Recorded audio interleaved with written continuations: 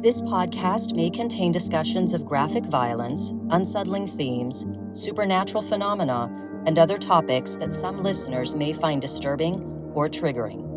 Listener discretion is advised. This podcast is intended for entertainment purposes only. The opinions expressed are simply those of the individual hosts and do not represent the profession of psychology or constitute professional advice.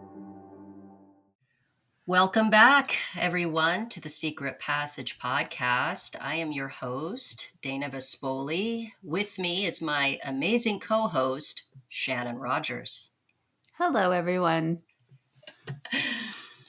Well, here we are. This is an exciting time. My twins go back to school as high schoolers on Wednesday. Aww.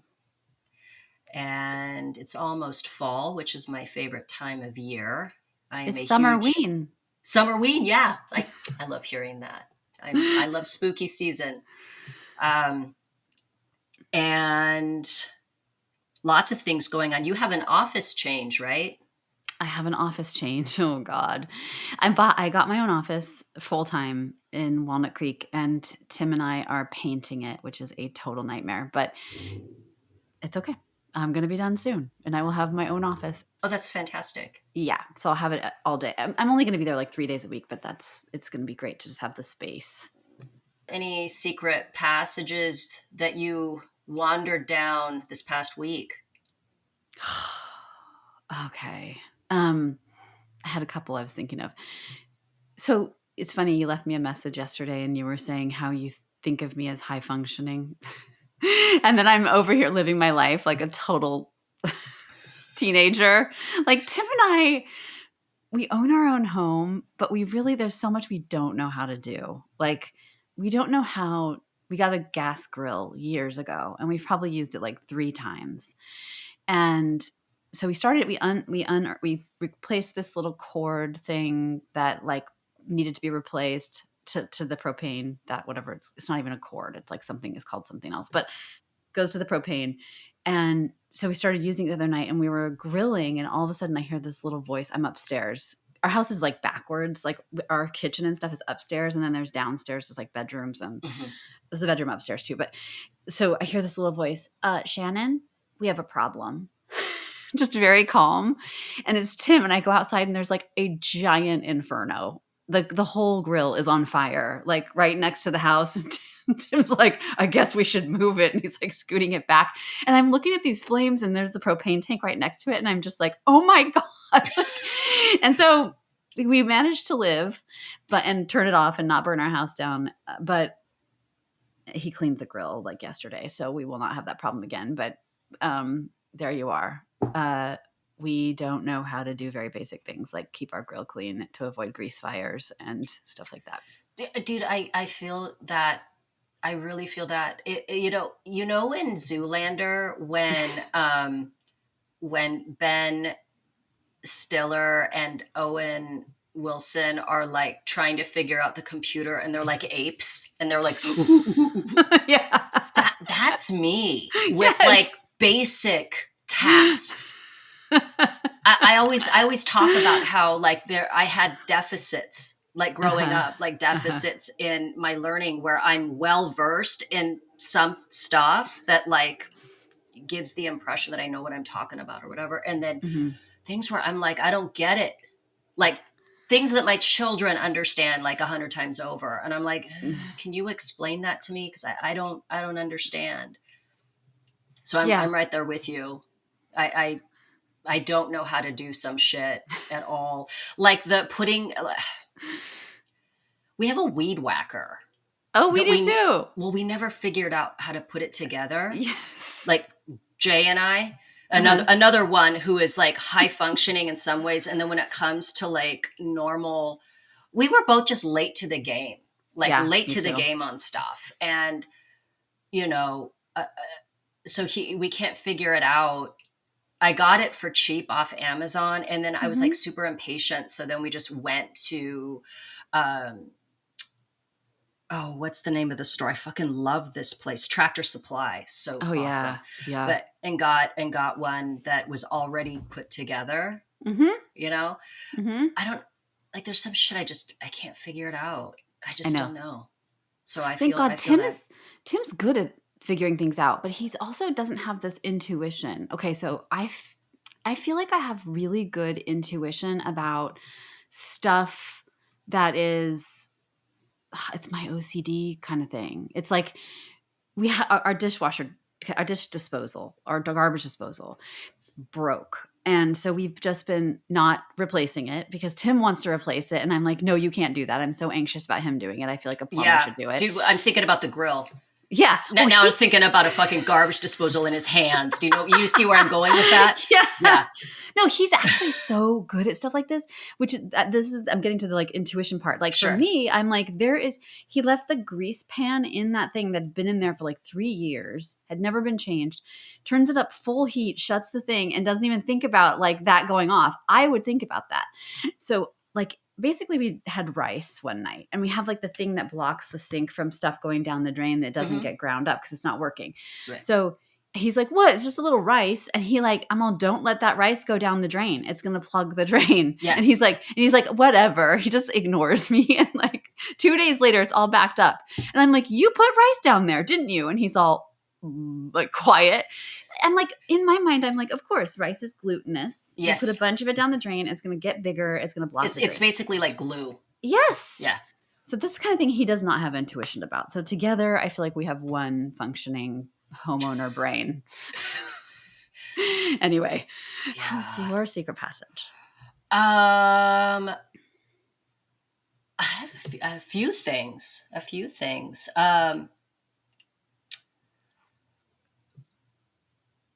One is, so everything is happening so quickly with just passage of time. It's insane.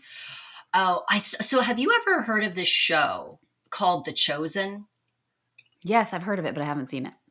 Okay, so I started watching it, and it's really fucking awesome.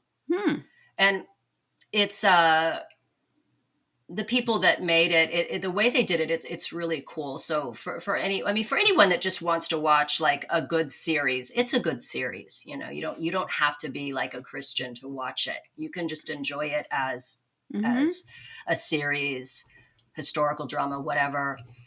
Hang on a second. Siri, be quiet. No, Siri. Oh my God, it's so funny. Siri fucking popped up. If you say serious, it will pop up. Yeah. Because it thinks you're saying Siri. Okay. I'm so mad at you, Siri. But I didn't hear her. We don't hear her on our end. Well, okay, good. Mine has an Australian accent because I pretend that it's my bearded dragon talking to me. Anyway, so what's cool about it is someone who's like, well, I already read the New Testament. I'm almost done with the Old Testament, and then I'll go back and reread the New Testament using my study guide. But what's cool about it is that it shows. So it's basically it's the New Testament, right? So it's the show starts with you meet the apostles first. I mean, the apostles, and you get to see historically what's happening. You get to meet these characters, and they use vernacular. They speak in like this kind of like more modern vernacular. It doesn't feel anachronistic, really. You're just able to kind of see these relationship dynamics. You're able to see what life was like, and the guy that plays Jesus is just awesome. You get to see like this kind of dry sense of humor. And if when you read the New Testament, you see it. Like if you're able to kind of like look at what is being said, he's got a sense of humor. He's very dry, can be sarcastic, all that. Just seems like a really laid back, really cool dude. Matthew is so interesting in it because he's presented as being on the spectrum. Whoa. He's a tax collector, right? When you meet him, he's a tax collector. And I'm watching him, and he's kind of got, he stims. He is very preoccupied with things being factual. And I was like, this is interesting. Mm-hmm. So I Googled it. I'm like, is Matthew depicted as being on the spectrum? And then the response that came is yes, like that was done intentionally, based on reading the book of Matthew and kind of Wow. deciphering like some certain things. Now, definitively, we don't know, Mm-hmm. but the creators of the show, number one, felt that as one of them is on the spectrum, really Mm-hmm. felt that, and then was like, well, let's present him this way Hmm. because it seems that way. Mm-hmm. And also it goes to the point of also just some representation and stuff. It's just really good. I highly recommend it, even for people that are not interested in Christianity. As a show, it's really entertaining. It's really good. Wow. So I watched that. I'm always like wanting to learn more about the Bible and Christianity and stuff like that. So that's a good way, right? Is it? It sticks Yes. it's pretty true to the actual New For Testament. the most part. Mm-hmm. I mean, of course, there's going to be some things where there are, but it follows it. Yes. Cool. So whether you want to know precisely how he ended up, let's say, curing the man of his, he couldn't walk, and Mm-hmm. Jesus cures him. Mm-hmm. It's one of those things where like we know biblically that happened. The way it happened, they probably took some creative liberties with, Mm-hmm. which is, it's fine. It's a way of bringing the Bible to life, and in a way that will be of interest to people, and certainly for anybody that can't, they don't want to sit through, they don't want to necessarily sit and read scripture. They can watch a show that is presented in this very exciting way. So, Cool. yeah. So I binged a few episodes of that. And that was, I guess, my secret passage. I mean, I already told you guys that I'm gearing up for the new school year. So, speaking of school year, Paris Lee Bennett, didn't see the rest of junior high. I'm trying to find a way into our episode. Yes. Oh, you know what I was going to say? What? Tim said last time, that when you talked about on our last episode, what led us to do the episode. That'd be interesting just to talk a little bit about why we're interested. We love psychopaths on this podcast. Endlessly fascinating. Right. I am pulling this up because I'm Okay. pulling up my notes. I'll pull up mine too. What is going on? What? Okay. Well, you guys, listeners and viewers, may already know about the Lyman case that this event that happened in March of this year to the Lyman family. It's very brutal. There's still not a lot of information, and the alleged perpetrator is a minor, so he's unnamed. I'm scrolling to the case. Boy, we sure text a lot. Okay, here it is. I know. This woman, Jessica Lyman, and her son, Eli, were found murdered, shot to death in their home by Jessica's 17-year-old daughter. So the 17-year-old girl came home, found her mother and 8-year-old little brother shot to death. And the mother was found with her pants down. The police were called, and the 15-year-old son had been at home, but had said he didn't hear anything. He'd been on his phone, and I think went to sleep and didn't hear the gunshots, anything. So this woman, Jessica, lived at this house with her 15-year-old, her 8-year-old, and her 17-year-old daughter. And when the police further investigated the case, it on the security camera, you could see a guy wearing a mask entering the home. And when they were investigating, searching the house, they found that mask in the 15-year-old son's room. They found some weird note saying this is a murder story and all this kind of stuff. And some of her clothing were in Some there. of her intimate clothing. Was intimate clothing. I wondered about that. Oof. Was found in his room. And male DNA, semen, was found next to her body. So that's all that we have. The murder happened in March. The 15-year-old, again, he's a minor, so he's unnamed as of now, and there's still an investigation ongoing. But everything kind of points to the 15-year-old boy. And when I read about this case, it reminded me of Paris Lee Bennett, a 13-year-old boy who in 2007 murdered his 4-year-old sister in their Abilene, Texas home. And his semen was found near her body, the 4-year-old's body. So that reminded me a lot. We still don't, there's still more questions around the Lyman case, but what this brings up is again, we always want to know why these things happen. And some people just want to say, well, in Paris's case, he is a diagnosed psychopath. Mm-hmm. And you and I have spoken at length about how can these things be prevented? Not the psychopathy, obviously, but the homicide, right? The homicidal stuff.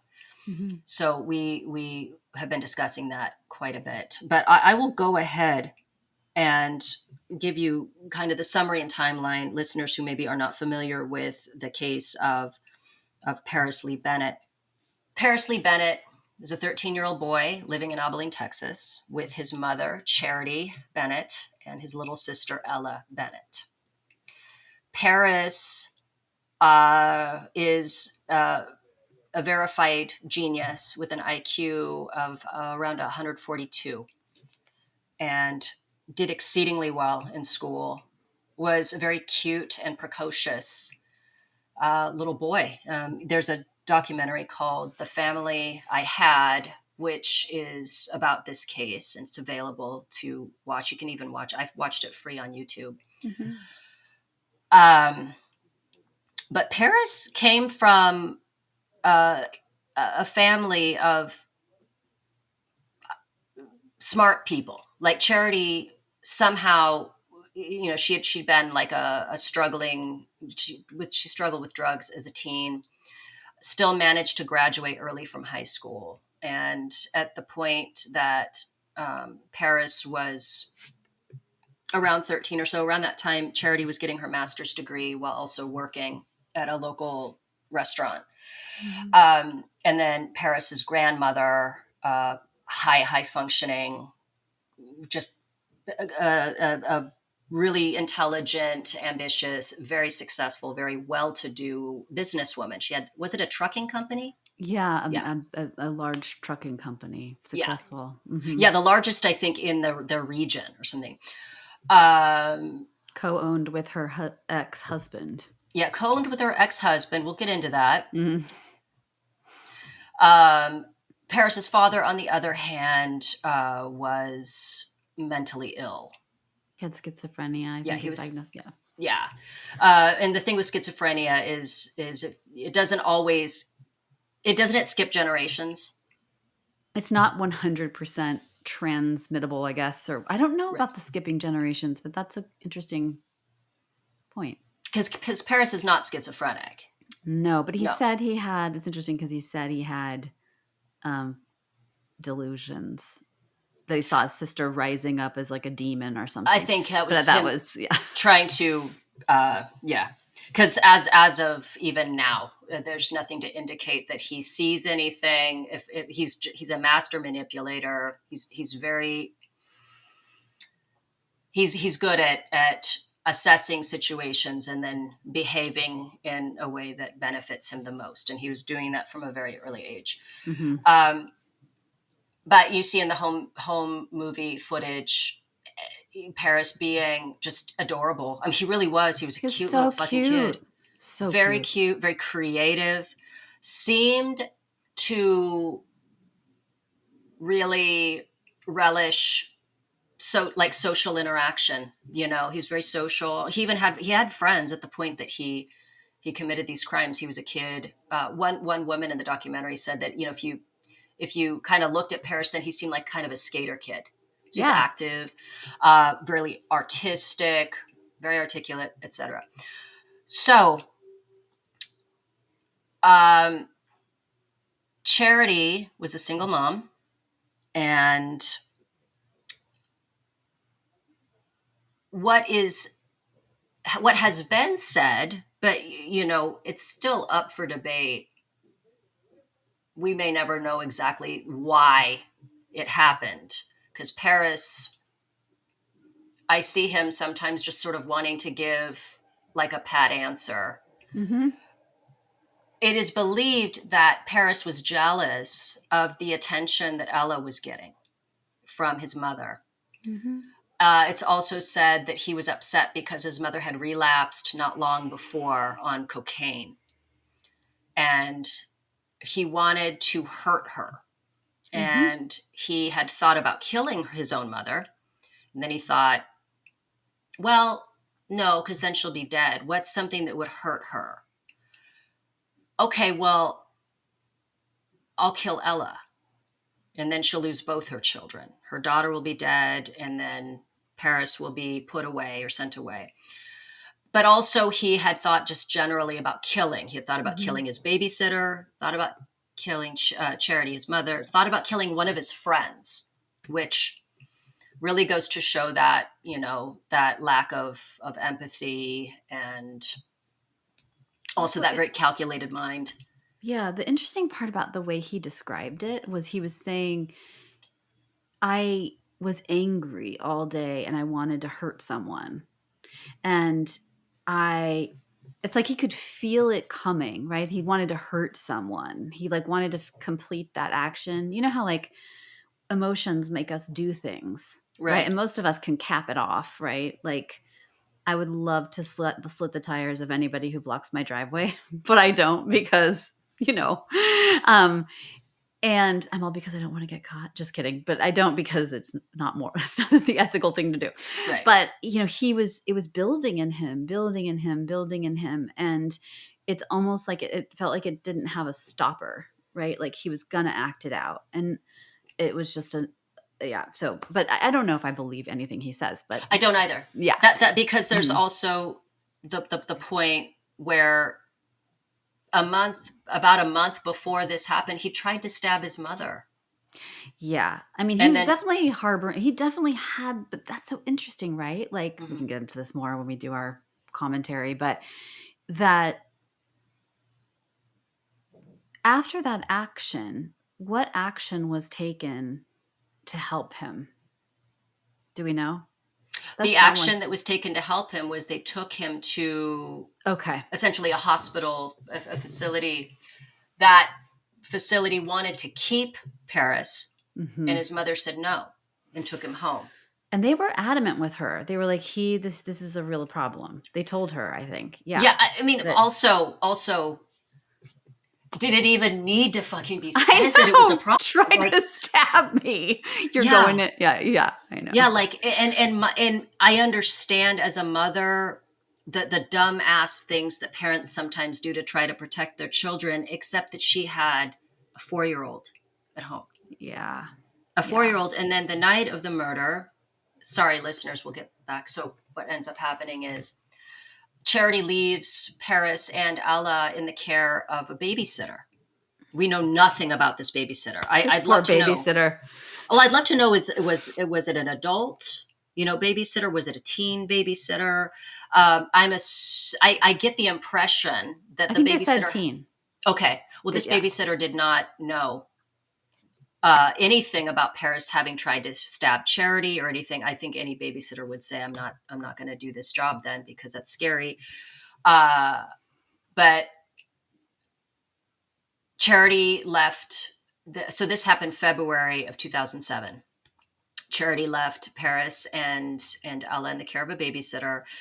Later on, Paris convinced the babysitter to just go home, that he's got it from here, which he's 13. I remember babysitting kids when I was 12, so whatever. Maybe it's like the mom was going to be home soon. I have no idea what he said to her. Again, master manipulator. I wonder Babysitter if leaves. she was scared of him. I wondered if she was like, I'm getting the hell out of here. Like if she Right. could sense. Anyway. Yeah, like maybe not so much that that Ella was going to, because Ella was asleep. So probably she thought, well, worst case scenario is Paris is just going to, dick around with his toys or whatever, and then Charity will be at home. The babysitter leaves, and then Paris grabs a kitchen knife, goes into Ella's room, stabs her 17 times. He confessed to sexually assaulting her. I'm not sure if that was pre or post mortem. And then he called 911, and you can find the 911 call. He sounds appropriately frantic. I don't believe he actually was. They suggest giving her CPR. He probably didn't give her CPR. And then and then he was taken into custody, and he was he pled guilty. He was taken to a juvenile, essentially a juvenile prison, and then was moved to an adult prison, Ferguson. I forgot, in Midland, Texas, right? I think so. Yeah. When he was 18. Mm-hmm. And that is where he still is. He is eligible for parole in 2027. Not sure if he'll actually be granted parole. I don't think so. I think it's pretty obvious to everyone that he is still very, very dangerous. Mm-hmm. Yeah. There's a chilling interview with him and Piers Morgan. There's a couple, actually. There's one with Piers and then one with another news organization, I think. But there's the Piers Morgan one. It's a good one. It's really good. Yeah. Even for those that don't like Piers Morgan, it's done really, really well. He is very measured. He's very deliberate in his speaking. Again, highly intelligent. He has like the best posture I've ever seen. He's like this. Yeah. And the way he moves, just everything. Like when he takes off the mic, you see him at the end of the interview. Yes. He takes off his microphone and he carefully puts on his glasses and he stands up and he just walks out of the room. Perfect posture. Very, very, very conscious of every little thing he does. And I don't know if it's the behavioral specialists that point this out, or if it's Pierce or even his mother. I can't remember who says this, but that like he's careful with what he's saying because he is aware that his parole hearing will be coming up soon. So his word choices, he's careful to say, I made a mistake. It's like stabbing your 4-year-old sister 17 times and sexually assaulting her. Being a mistake is an interesting take. Like diminishing the really trying to diminish it. Did you catch the thing that he said? This is the crazy. This to me was so chilling. What? So Piers Morgan was pushing, and being very pushing for something, right? And he to get an emotional response. Yeah. And he showed a little anger, but in the very end, when he was putting his his glasses on and standing up, Piers said, "Thank you so much for sitting here with me." Basically thanked him, and he looked at him and he's all, "You're welcome." And the way he said "you're welcome" was so different to me from how he'd been talking. It was like he had stepped out of the role. and it felt much less controlled, much more casual. Yes. Sounded like a different. Yeah. Like it sounded conversational, the you're welcome, as opposed to considering everything that was sort of coming at him. I'm a lizard dressed in a human suit. Right. With his, right. like, he's looking and, Yeah. his countenance is interesting in the way that it is similar in some ways to Brian Koberger, and then, but not in others.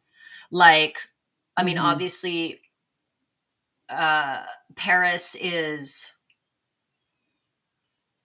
I don't find him scary looking. I mean, in his prison garb, sitting there and knowing what he's done, sure, right? But if you were to just sort of see him walking around in street clothes, he wouldn't look frightening, I don't think. You know, he has a pleasant face. He's contained. And he's aware of how he comes across. Yeah, he's very conscious of how he comes across. Whereas Brian Koberger is like that's his default face. He's like, Brian Koberger is so explosive and right with the students, you know, and the responses he was giving to them, and just the way that people talk about going to his office hours and how he just ignored and was rude to the girl, but would talk to other people, men. It seems, and I don't know, we don't get to see Paris really outside of an institutional setting, which he's been in since he was 13, right? And so, which is going to shape him in some ways, even as a psychopath. He's still shaped by his environment, coming into it at such an early age, his formative years. Which, you know, I was thinking about that because there was the flat affect thing, you know, that was so obvious. But the flat affect, I thought, you know, he said during the interview, he's smart enough, right, to say, you know, I can't let my guard down in here in this interview because that does not serve me in this context when I leave this room. If I'm undone from this interview and I go back there, that's a liability for me in this psychopathic environment I'm in with people who prey on weakness. And he made that point, and I was like, that's a good point. And I actually like let myself really think about this first. You know, I'm like, that's why the strength, he's so good at the manipulation, because there is a truth to that. Like it does not serve you in that environment to be emotional. Like that's a liability and to look weak. And you know, which came first? Like he looked like a kid who could laugh and play and he did a range of feelings. Yeah. Then this thing happens. Then he gets institutionalized, which his mother and grandmother were very much against. They felt like he should be in a more of a mental health setting, which they took him out of before. Well, that's where I'm like, bitch, that ship fucking sailed. Like they were telling you, keep him here. And then now after your daughter's dead, you're like, wait, he needs help. You didn't think so. I know. A few months ago. What the hell? I feel like the mental health people. So you have to think that someone is a specific danger to a specific person or a specific event. Like if you heard someone's going to go bomb the Boston Marathon, you'd have to stop them. You could report to the police, and you could. But I think maybe when he was in that setting, there wasn't enough of a specific threat. I don't know why they didn't say he's a danger to others, we cannot let him out and keep him in, or be more forceful with her and really drive it home. It could be that they're taking her word for it. Yeah. Like they don't necessarily have any evidence except her own words. We also don't know what she said to get him out of there. She could go, I'm exaggerating. It was actually not a knife. It was a toy knife. And he was we have no idea what she said to them to get him out of there. Or he could just have lied and said, I'm not a danger, like, and proven over time. Yeah, it's like you can get out of those settings if you're, but that's the thing, is they won't let you out if you're actively psychotic. But if you're a psychopath, you can easily get out because you look contained. You can play a good game of like, no, I'm okay. I just had this bout of whatever, wanting to stab my mom to death. Now I'm fine. But you know, so he's in this setting. It makes sense to have flat affect in that setting and to be a robot person. But I think he's smart enough to know I think he was anxious in that interview when he was supposed to be answering questions that normal people, whatever that is, but normal people would have emotion about. And I think he knew that in that interview. You can kind of see he gets thrown off and falls back on these sort of rehearsed answers when Piers is really pushing for, how do you feel about the fact that you killed your sister? How do you Yeah, and feel? he's like, I Yeah. feel, and in his head, he's like, what do normal humans say? And he kept saying, it's too complex, you know? He kept going into this intellectual thing, right? I could give you a simple answer, but people really love simple answers, you know, that kind of thing. Yes. Yeah. Oh, God, it's chilling. Yeah. It's interesting too, when you think about like the brand of psychopath that Paris Bennett is versus, if we're going to say brand, like the brand of psychopath that Brian Koberger Yeah. is. And Paris is, you can see that maybe had he never, been homicidal, if he hadn't killed his sister, the way in which he could have been like a charming, manipulative but charming, understanding, and very aware of the way he moves through A life. philosophy professor. I think it would have been like a philosophy professor or a comp lit, or, like he Exactly. He was an adorable child. Yeah. He knew he was a cute child. Like, you could tell he knew he was cute, and that he's going to use what he has to manipulate his way through life. And then you look at Brian Koberger, who was terribly awkward, picked on, 100 pounds overweight, filled with so much rage and entitlement. Yeah. And the way in which he can't easily he was never easily able to navigate through life. And then you see Paris, who you can see how things could have gone differently for like him. How we act on the environment and we get something back, and how the environment, and then the way we act on the environment changes the environment. Like, I think Brian Koberger, he was awkward and he got that feedback back from the environment, which exacerbated. Mm-hmm. And then he continued to be awkward, continued to get that feedback, and he never learned. I mean, I think he tried to get it together by getting skinny, by working out, but they never, socially, he just could never make it work. And it's interesting the way the murders happened. Like, he was very stabby, very impulsive, obviously, like wasn't calculated, didn't grab the sheath back. I can imagine Paris, because Paris, they say the way he stabbed his sister was not like stabby, stabby, stabby. It was like slow stabs. That's what they say. It was very much probably like, I wonder what happens if I put it in like this. I wonder what she'll do if I do this. It was like relishing the experience. Whereas Brian it was clear, it was very rage fueled, like to the point where he was even like striking one of the victims in the face. It was, just this attack. Yes. Whereas I don't think that Paris's was rage filled. I think it was a sick kind of curiosity. And also, he was looking at violent pornography. He had all kinds of access to the internet, being a really young boy, and access to not just pornography, but like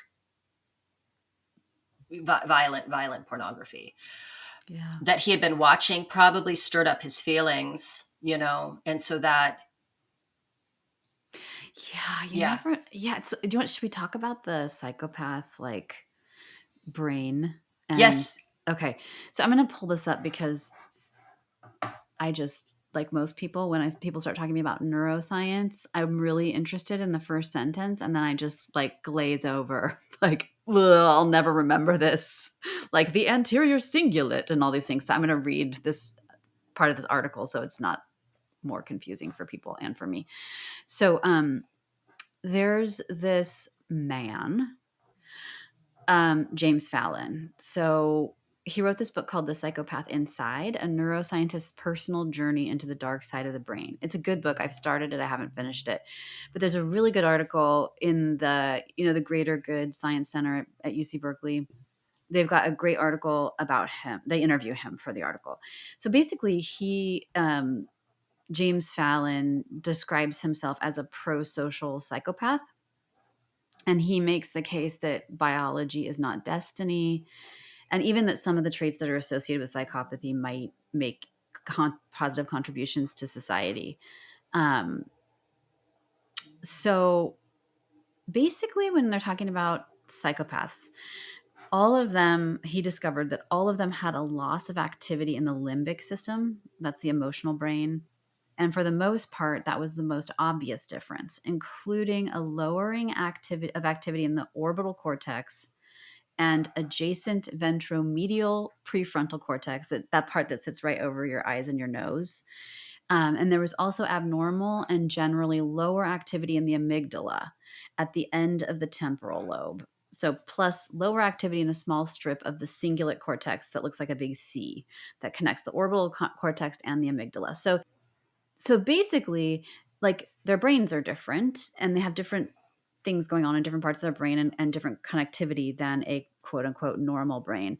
And so what James Fallon discovered when he was doing his research on psychopath brains is he had these control subjects, and some of them were his family members. And he was looking at the control brain scans against the psychopath brain scans. And he saw one of his family members had a brain scan that matched the psychopath brain scan. And he got curious. So he dropped the blind part of the study so he could see who it was. And it was himself. So he discovered that he has a psychopath brain. And the person interviewing him said, "What is the significance of this lower brain activity?" And he said, "In looking at it all, it makes some sense, as psychopaths have a problem with emotional regulation and its integration with the cold cognitive thinking part of the upper half of the frontal lobe. That area of the brain, the orbital cortex, controls impulsivity, but also controls the sense of ethics and morality. It's a part of the brain that keeps you from doing things considered morally wrong. That helps to stop inappropriate behavior that is outside acceptable and social context for a particular society. The other part of the brain that was lower in activity was the amygdala." So this part confuses me, but I think it makes sense. He's the expert. But he said that's like your id. It controls rage, aggression, eating, drinking, sexuality, predatory behavior, and all the things that our inner animal finds necessary. But if that's turned on and it's not being inhibited by the orbital cortex, you've got a really wild, raging person. Normally, in a balanced brain, they inhibit each other. But if they're both down, the pattern is associated with a psychopath. So then he goes on. I'm going to read a bunch of stuff. Is that okay? Sure. Okay. So I'm basically reading you the whole article, but aren't psychopaths notorious for not wanting treatment? He said, yeah, usually they're just pissed that they got caught. I don't know of any really consistent finding of treating psychopathy unless you start treating them perhaps when they're 3 or 4 years old. After that, the brain connections are so fundamentally flawed, they're actually missing functional parts, that nothing seems to really work. You can do temporary things, but I think the disconnection is too fundamentally flawed. So there's these genes that are associated. They're called like the warrior genes. And one of them is the MAOI gene, and one of them is the SERT. This is not really, in other things I've read, this SERT one is not really considered a warrior thing. But basically, recent research on one of the serotonin system warrior genes, the serotonin transporter promoter gene, has shown that while those with this high risk allele, this is really interesting. This is for our conversation about like how do we prevent this. So it has shown that while those with this high risk allele who undergo early abuse or abandonment will be at risk for later violence and aggression. But those with the same allele who undergo a positive, loving early environment will be at lower risk for such behaviors. It's as if in the first 2 or 3 years of life, the vulnerable prefrontal, orbital, and ventromedial cortex sees whether the environment one is born into is hostile or nurturing, and then tunes the cortex through the serotonin system to prepare for a lifetime in that environment. So this is good news because it means that you have the power to change in a positive direction. Benign or positive situations can offset genetic influences and environmental influences significantly, which is so cool, right? But here's the thing. So when he says that you have to essentially begin treatment early, as in 3, 4, 5 years old, what's the treatment? Yeah, well, he said in his case it was luck. Like he's like, I just ended up in a family where they gave me a lot of attention, and I was actually handsome, had a good body, was the best dancer, was very smart. So he could like he wasn't a Brian Koberger, right? So like Brian Koberger also might have had a great family, right? And but I think everything else he experienced socially, um, you know, contributed to pushing him in the direction that isn't healthy. His ideas for treatment sort of resonate what we know about brain plasticity in anyone is that like we have a lot more opportunity to change the earlier the intervention. Right. The later we intervene, the harder it is to change because we're set in our ways, basically old dog new tricks thing. His idea is that we could, if we wanted to, everybody parenting, I think, is the great like cultural change piece that we need. I mean, if people could be supported in parenting and parent their kids in a way that their kids don't feel neglected, abused, abandoned, then we would have a lot better outcomes. And like with that gene he was talking about, the CERT gene, that like actually if they have a good environment, they have a less of a chance of being violent than the normal population does. But if you send them into an abusive situation, they become more violent than the general population. So they're just, if you think about it, it feels like vulnerabilities. We all have different vulnerabilities. They are really vulnerable to the context they're in. And so if you are born into a sort of psychotic world where your parents are, addicted to drugs and there's no food in your house and you have economic insecurity and you're getting beaten and the people around you are hurting each other, it's like, where are you going to, any people with a normal brain would tend to be shaped in a direction of right, not such a healthy behavioral repertoire being built there, but a psychopath, it's going to the repercussions are greater. Yeah, I mean, could potentially because of the system not really having breaks, like right. And so his idea is, through a saliva test, this is where it gets controversial because people don't even like to talk about these genes as warrior genes because people don't want to think about it as like, oh, you have this gene, you're a criminal, and start profiling people that way. But he's saying, we could take swabs because he said the early signs for psychopathy in kids, and this is true, they're not easy. Like if you saw chronic early sexual activity or chronic animal torture or something like that, that would probably tell you that your kid have this gene. And in Brian Koberger's case, he was already like robbing homes as a little kid. He was breaking into people's homes and stealing. Yes. And chronic conduct disorder. Yeah. Yes. It's funny because I sent you a message about this, like the this whole like stigma, like the stigma around being branded as a potential psychopath, or even doing the saliva test to see, because of essentially what it says about your child. Except we screen for autism in 2-year-olds, and the idea being, the earlier you screen, the earlier you find out, the more likely that your kid will lead a well-adjusted life, have an easier time, get what they need to be able to function in society without being branded a weirdo, right? And that's why I feel like his work is so important, because when we think of psychopaths, we fear them. They do a lot of destructive things, but our world is probably full of high functioning, So really many. good, he makes this comparison. He's like, you have people like, JFK and Clinton, and then you have people like Jimmy Carter who are like the mensches, but the other people have the psychopath gene. Like they're people that'll take more, risks and, be a leader. Like a lot of the stuff associated with psychopathy is also associated with leadership.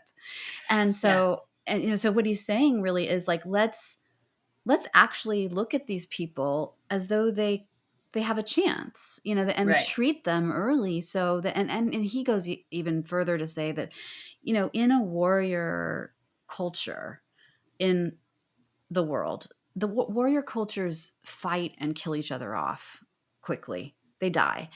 But in modern society, where you have,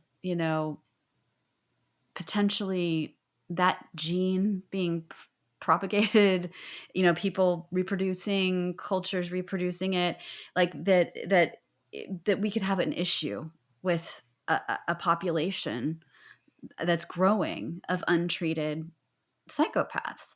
So why not just identify people young with a test like you do for autism, and you know, make sure that they have adequate parenting and support, and then they don't get bullied in high school or elementary school, and then they stand a chance of being shaped into like a courageous, functional person potentially, rather than. Yeah, Mhm. that's the thing. I mean, it's I guess we could say, like, we've managed, I think, to do a pretty good job of destigmatizing autism Yeah, to the point where there's people who like want to be autistic.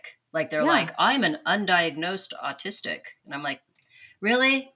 Well, no, I mean, Are it's you funny. I sure? know I took You the know? autism test once because of my sensory stuff, but yeah, I mean, it's like it's neurodivergent. If you look at what they're saying, and Yes. not that genetics predetermine. I mean, genetics is so cool because experience does impact the expression of Yes. genes, and so it's that whole nature nurture dance. And rather than incarcerate people after they've already done a bunch of harm, which is what we're doing now with psychopaths, Right. start young and make sure that they get what they need from the environment, and that that they can learn and be shaped in another direction. I mean, it's so like a no-brainer. I would love to know like what percentage of winners of the Nobel Peace Prize are probably psychopaths. He was saying this about cognitive empathy versus emotional empathy. He's like, I'm really good at cognitive empathy. And he's like, and you have people like, if you got rid of everybody that had this gene or this brain, you would lose people. Like he said Gandhi, he thinks Hmm. of as a person who has a lot of cognitive empathy and maybe not like a lot of emotional empathy. And he named some others.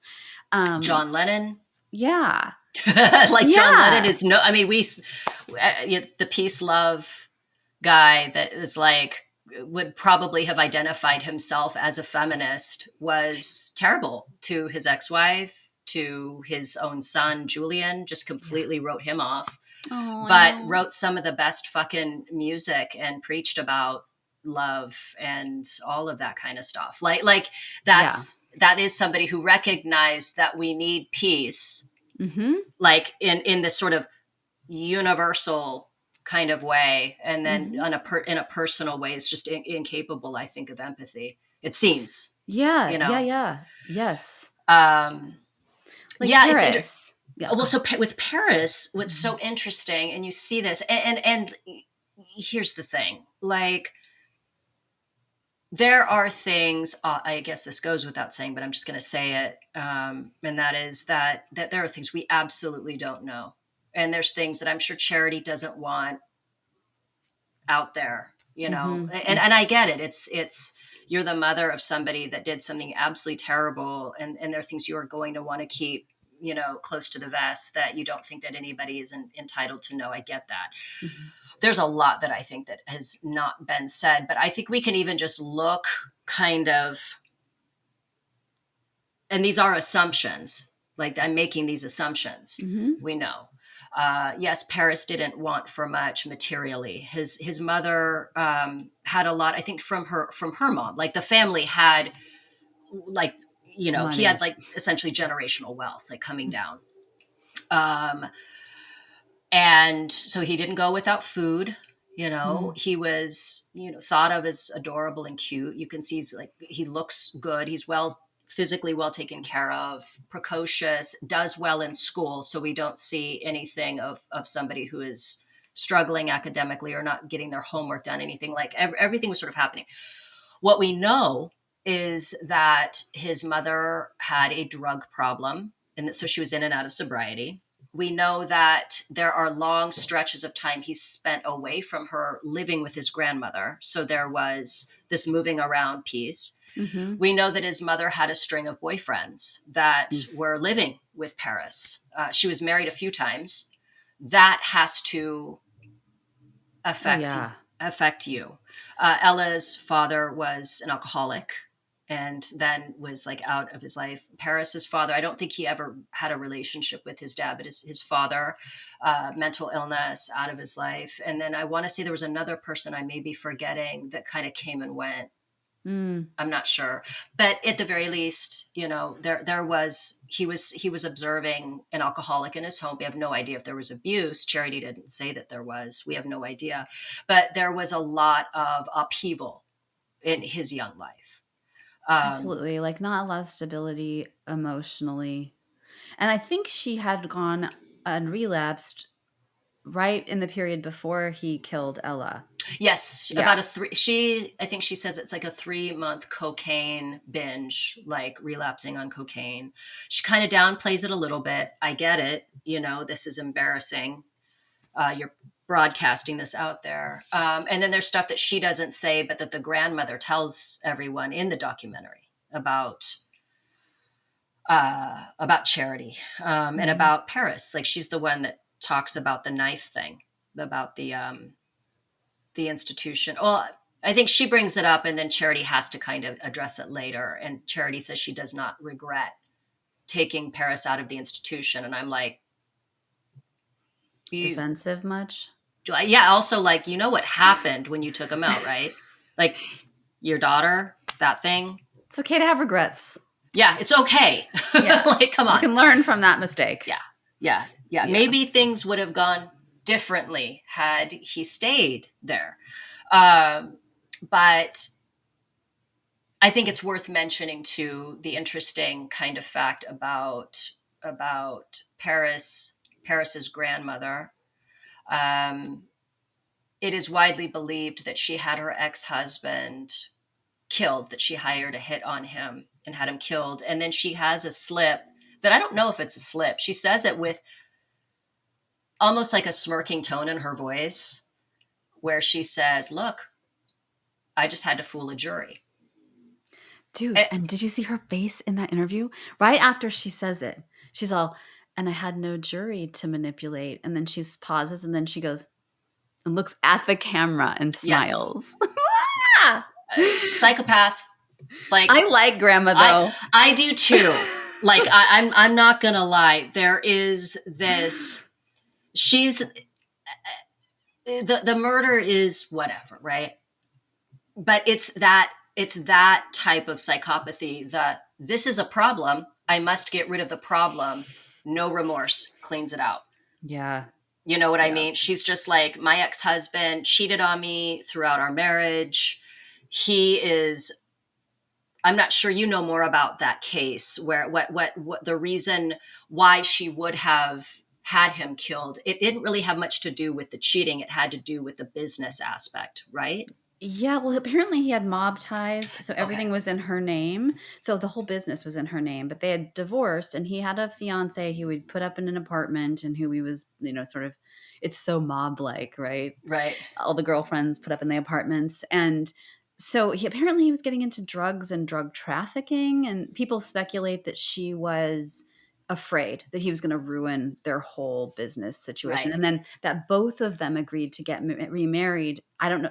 This is not known to each other, I don't think, but that both of them were motivated by seizing control of the business. So they got remarried in Las Vegas, within the same weekend that he was killed. And that was strictly, I think, to protect her interests in the business, and he was trying to protect his interests. But then she gets to be next of kin, so everything goes completely over to her power, and so she got off. she got off. And that's the kind of wink at the camera about essentially manipulating a jury. And they're an interesting family. Like you can see like young Mrs. Bennett, the grandmother, was like a good looking woman. Charity in her youth, like I know she's got that jaw thing, but like she was an attractive young woman. Paris was a cute kid. Oh my gosh, Ella so was cute. a gorgeous child. They're an interesting kind of like good looking family, but I've seen a lot of commentary on the grandmother being a psychopath. And then, I mean, some people think that Charity has something going on. I mean, well, clearly she has something going on. She's been married multiple times. I'm not saying that people that get married multiple times are have mental illness, but a lot of issues going on. But despite the issues, like with the drugs or the multiple relationships with bad guys, highly intelligent. You see her in the documentary and she's like leading like some sort of a class. Yeah, she got her master's in education. And yeah, she was great. I thought she was really great. And she was helping those women. Yeah. And then even in the Piers Morgan interview thing, they had Piers interviewing him. They had those two behavioral analysts who were analyzing Paris. And then she was listening in and commenting. Right. And she looks great in that. I think that's a newer... It was a more recent one from the documentary when it was done. Yeah. Okay. She looks great. And she seems like she's made progress in her, what am I going to do when Paris gets out, if he gets out? Because she admits in that series or that show with Piers Morgan that she is now considering moving her and her son where Paris could not find them. And changing their names. Yeah, and she had never been considering that. She wasn't sure before.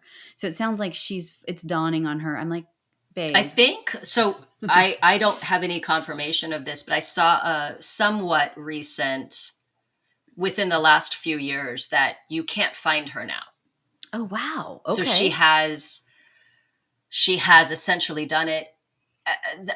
The thing is, and I agree with a lot of the, I guess, Reddit community that I, when I've gone in and read some comments that you know, Paris would absolutely, if not kill Charity, kill his little brother that she had after Paris was, you know, incarcerated. Phoenix, the little boy. Paris's little brother. That the dumbest fucking thing she could have done is let Paris know that she had a baby. And then also encourage a relationship between Paris and this little boy who has spoken to him on the phone. Paris would write letters to him. I don't know if she ever showed Phoenix these letters, but Paris is really was really already from prison sort of ingratiating himself into this little boy's life, which again, it feels manipulative and it's just very dangerous. So here's my thing. Yeah. All right. So they say with, like, say you have an older psychopath. This happens a lot in forensic work with people who are released from prison. I think in some ways the best you can hope for where the die has been cast and someone is older is that you're managing it. You're not curing it. You're basically, and usually the way you manage it is you work with that person and you say, it's in your best interests if you want to live a life outside of prison and, you know, have a girlfriend potentially, you know, any kind of normative life, that you don't do these behaviors. So let's work on that. And it's very much about managing. It's not, there's not a cure.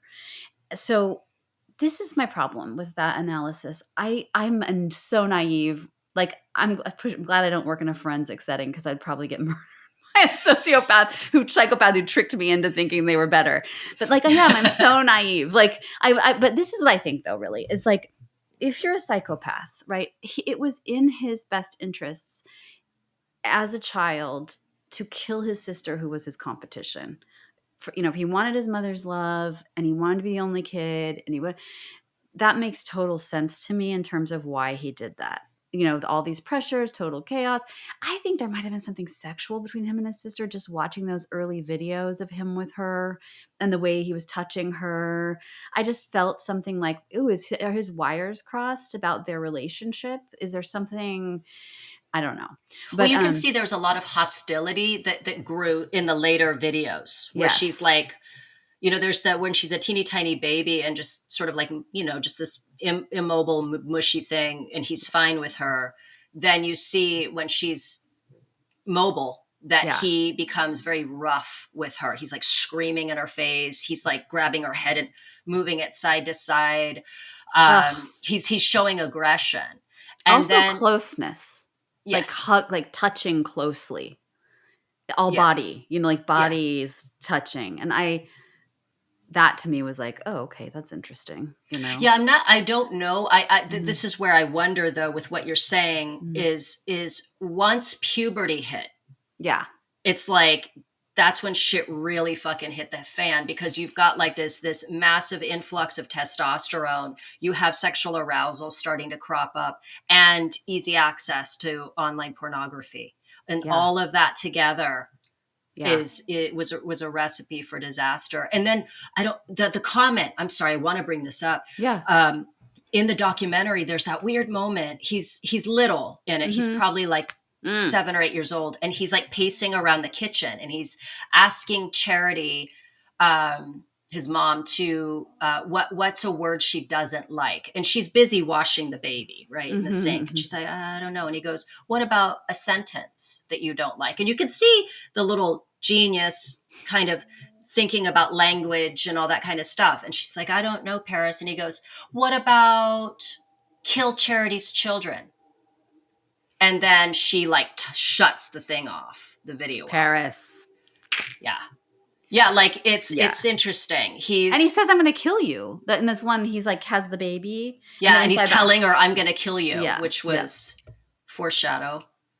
Oh man. Yeah. Yeah. So this is the point that I was making, is like, I don't really know if those doctors are right, because I don't know that he doesn't need his mother in the same way as he did as a kid. Right. Like, would that be the object of his aggression anymore? I don't know. Like, he seems singularly focused on getting out, and, he wouldn't take any of the tests to test for like the warrior gene or any of the brain scans. He wouldn't do that because he's afraid it's going to impact his parole. So he's playing a good game. I mean, I would too. I'd be like, I want out of here. But so I don't really know if she's in danger anymore. I mean, in the right circumstances, I think he would do it again. I don't know that the right circumstances are his family. Like, I could imagine if he got out, got a friend, and that friend, and him were really close, and then that friend went and became friends with someone else, or a girl broke up with him or something, then maybe. I just don't know if that's the context in which he would act out anymore. But I guess there's enough of a danger to warn her off of it.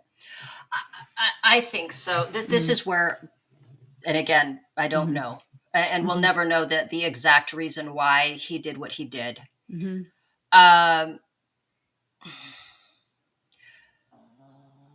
I don't know that Charity herself is in danger. I do think that the little one is in danger. Yeah. And here's the thing. First of all, he read Infinite Jest, which means he has patience.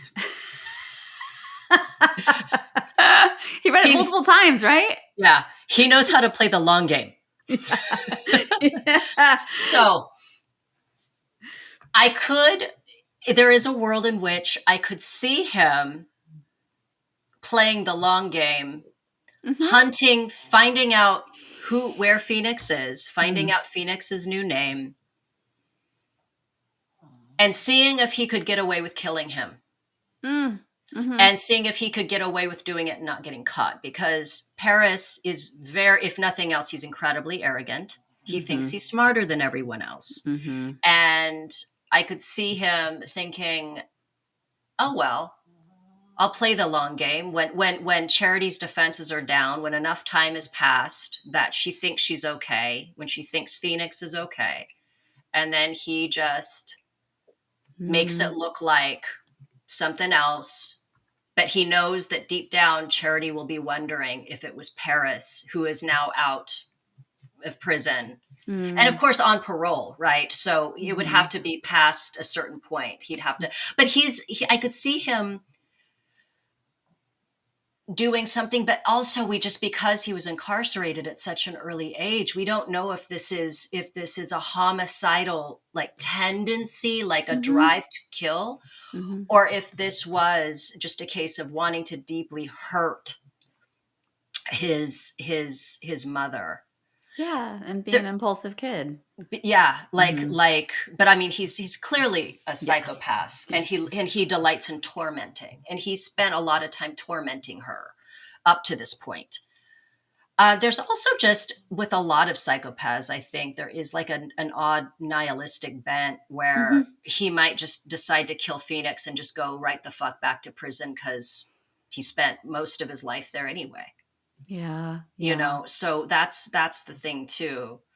But I do want to say that I think it's incredibly hopeful that there is this belief in place by this guy that wrote the book that there's a way to prevent this, and if we screened for it, like you screen for anything, for genetic testing, even when you know like the odds are unlikely that you carry such and such gene.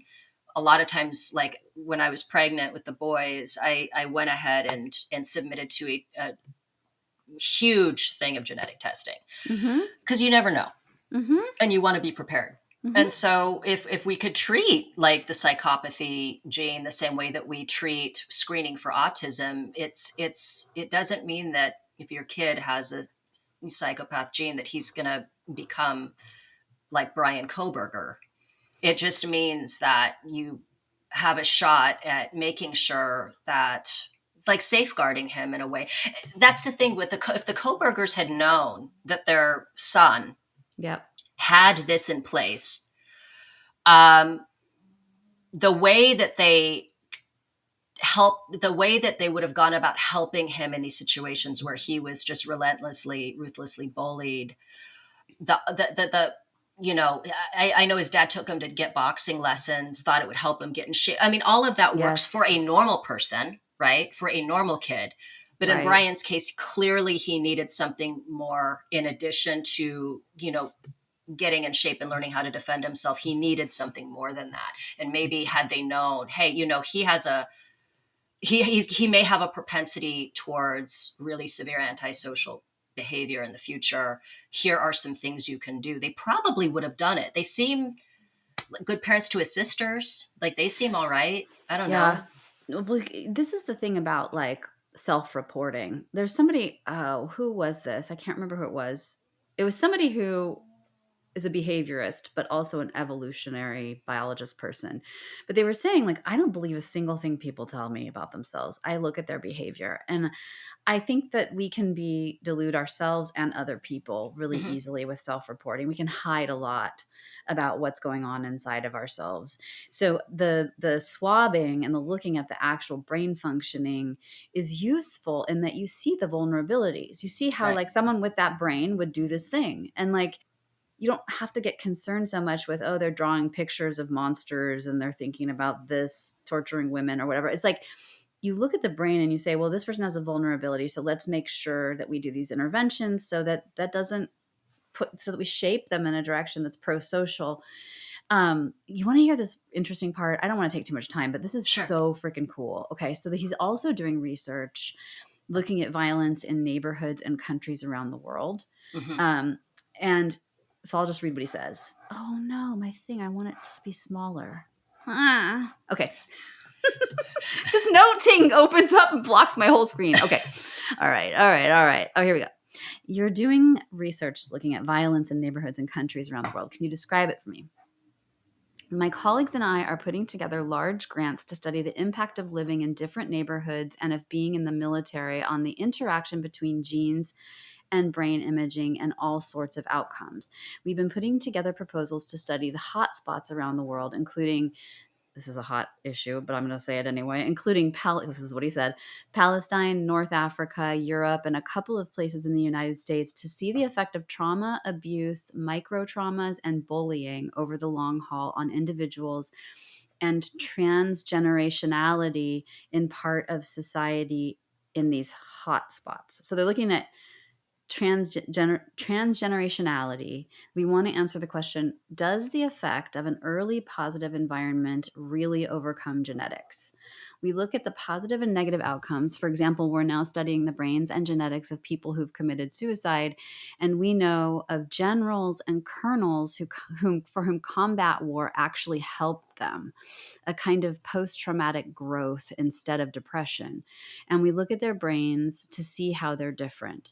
There are people undergoing tremendous stressors in hotspots like the West Bank and North Africa. This is like 2014, I think, who for some reason come out smelling like a rose. And so the idea that how much of this is genetic and how much is early environment, some of it is taking people who are older and who've been through it. Sorry, this is him speaking. Also, if you have a population in one area or neighborhood with constant violence and you go a mile away where it hasn't been that way, you can see that they have the same kind of age, ethnic, educational pattern without the violence. Then you can see how the behaviors are affected or how the genetics are different. You can look for epigenetic markers or tags associated with changes in gene expression that have to do with traits that jump generations. The more new research that comes out, the more it seems that this epigenetic jumping may happen in areas of the brain like the orbital cortex that are connected to social behavior. Those are exactly the ones that have to do with psychopathy, with violence and antisocial behavior. So the social brain is modifiable.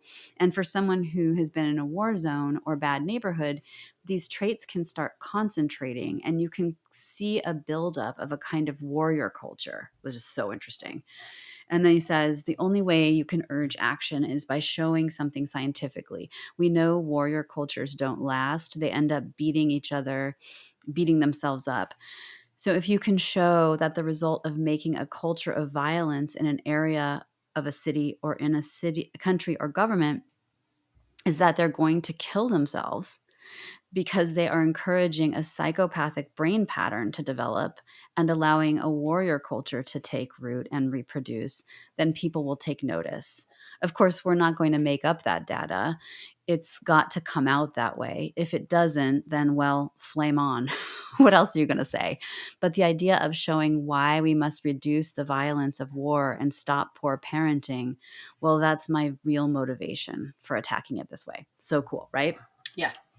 Like, basically, if we don't address this, we're going to get a really violent culture with a bunch of psychopaths, like, ruling it. You know what I mean? And a large population of psychopaths.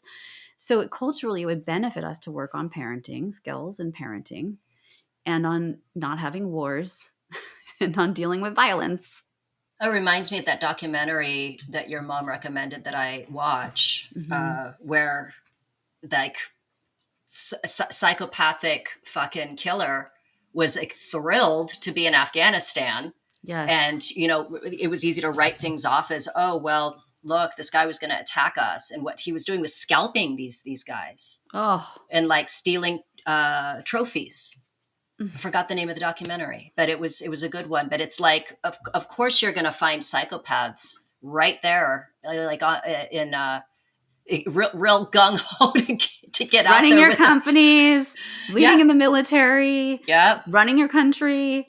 What was the other thing? Like CEOs running, performing brain surgery. Ooh. But like, here's the thing: you kind of want that person with all the confidence in the world that sees themselves as being like a god.